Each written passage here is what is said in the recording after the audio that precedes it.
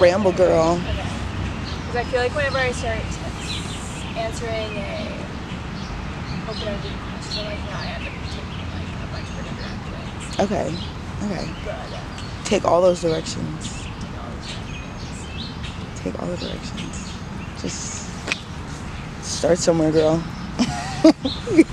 My name is Jacqueline Morley, and I am 23 years old.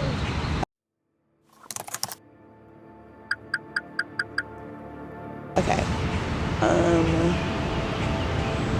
And what's your story?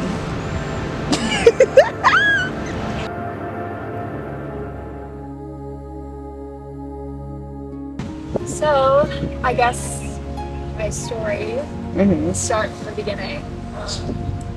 From Rhode Island, a small suburban town, kind of near the water, not so much. Very, just your classic white suburban New England. My mom is from the Philippines. She came here when she married my dad, who was in the Navy. So, growing up in my very white town, I used to feel ostracized, but it felt like obviously I knew I was living different, even though like now I live in New York, which I love for that reason. Growing up really laid the foundation for that, and it's part of the reason why I wanted to move to the city. So I guess that's the initial inspiration to move out of Rhode Island into the city. And another big part of my life, part of my story is the environment. I studied environmental economics in school, and I'm looking for a job in that now, but I'm currently working in the service industry, restaurant industry, like many other people my age, many other New Yorkers, and honestly it's a lot of fun. I meet a lot of people. I love my coworkers. What's the like craziest part about the service industry in New York? Just like the day-to-day shit that's so normal, that's so normalized, like I don't know, like yeah, the drinking, the drugs, obviously. Like not me personally, but like you come in and your coworkers are like, hi. Yeah. But also, I think everyone who works in the service industry in New York is so close because you end up spending more time with these people than you do with your family. So the bonds grow really fast in these high stress environments that like you can make these relationships really quickly, which is something I've always loved about like the restaurant and service industry.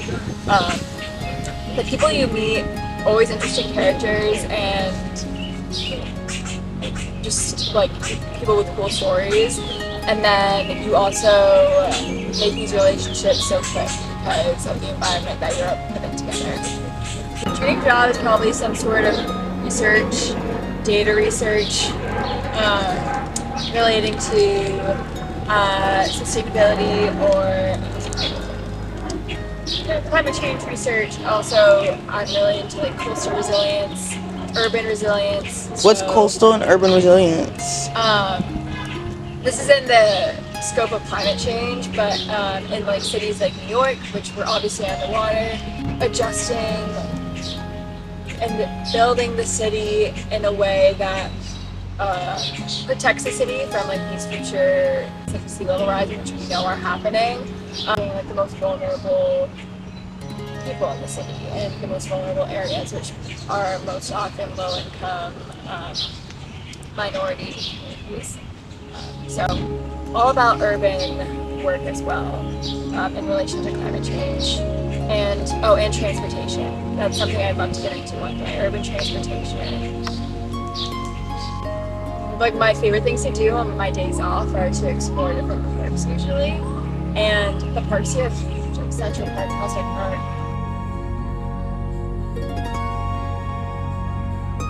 Okay, favorite memory to date.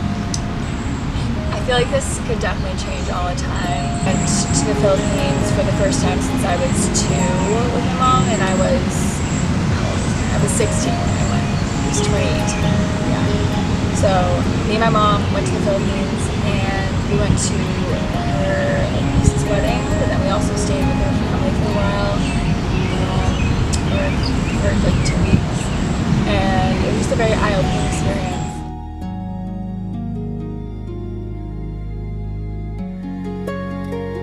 My mom is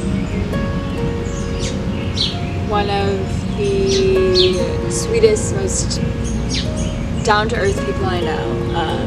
She's truly like the full definition. Would do anything for her children.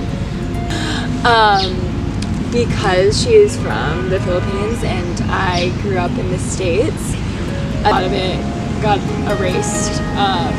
Not erased, but she felt like she really had to assimilate when she moved here. And especially, and tying in with what I said earlier, we lived in a very like Caucasian white town. So that also especially made her feel like she had to assimilate. And so honestly, growing up, and my older sisters experienced this more than me, but she didn't talk about the Philippines that often. We didn't see our relatives very often.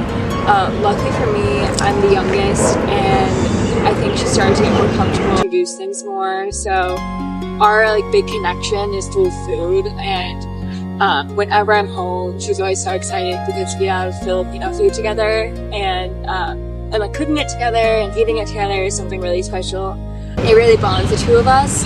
So culturally, that's where her culture shines the most. Growing up, there definitely was like a cultural divide, not a language barrier because she knew English, but I interact with my dad versus my mom is very different. Me and my dad interact in more of a friendship level, like really very like we understand each other. I think it's because we both culturally grew up in the US. And then my mom and I's relationship is much more on like a very, I mean, it sounds weird because she's my mom, but like, not romantic, but like maternal, like romantic, or maternal, like love. Gotcha. Like, I remember growing up, we were always like so close to each other, like physically. It sounds so weird. No, you know, just like always hugging. Yeah, like, yeah. Like always snuggling.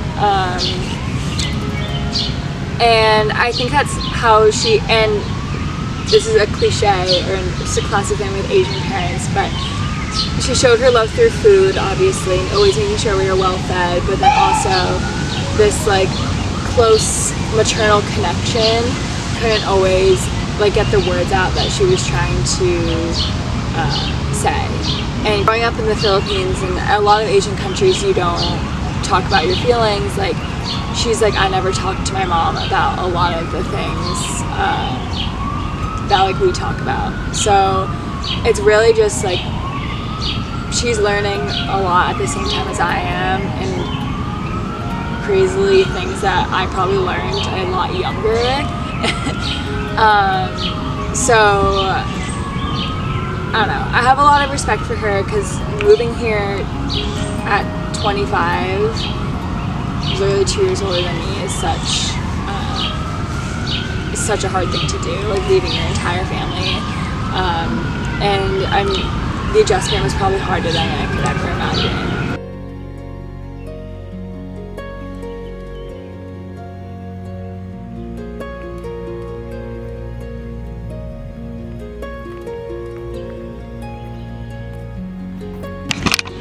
Lesson teaching moment so far, and from moving to New York, is giving myself grace. Moving to New York post-college, this is really some of the first time I've experienced like constant rejection, which not really used to throughout high school and college. And I think that's something that a lot of young adults experience, especially when they move to the city such as New York. It can be hard seeing like those around me like landing their dream job or getting a position or whatever, and I feel like I'm constantly like one step forward, two steps back. It's jobs or process, or like it's like I have an interview, I have a second interview, and then I get rejected in the end. But honestly, I'm so grateful for it because if I feel like if I just got out of college and immediately got a job, it would be too comfortable. Like honestly, I'm learning so much right now, and from this period of uncertainty, which I haven't really had for a lot of my life. In college, I knew I was doing like 4 years, and then I did 1 more year, and then so this is really like the first time in my life that I'm kind of exploring this period of uncertainty on my own. And rejection sucks, but I think it's teaching me a lot in the long run, and I think it'll be beneficial for me in the end. So, yeah.